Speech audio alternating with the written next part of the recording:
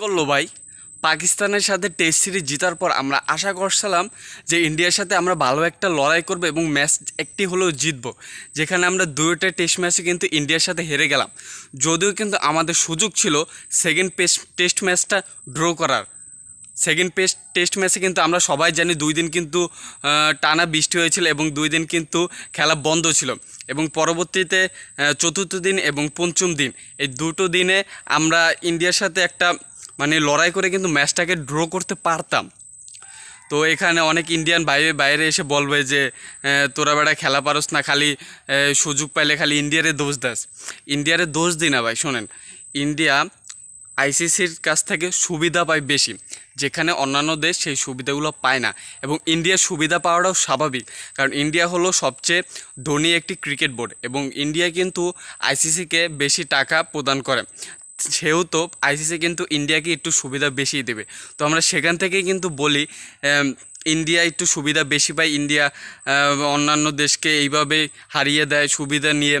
তো এটাকে আপনারা মাইন্ডে নেবেন না, কারণ এটা কিন্তু সত্যি কথা। কারণ ইন্ডিয়া কিন্তু আইসিসি থেকে সুবিধা পায়।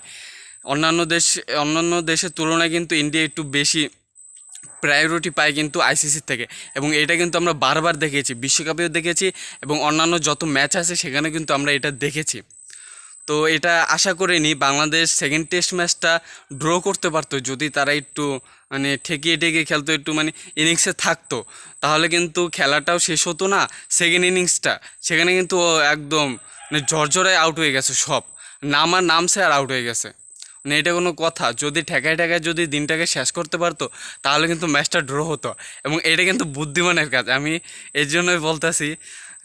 একটা আমরা কিন্তু এখন বর্তমানে পয়েন্ট টেবিলের 7 নাম্বার না যেন 8 নাম্বার স্থানে আছি, পয়েন্ট টেবিলের 7 নাম্বার স্থানে হয়তো।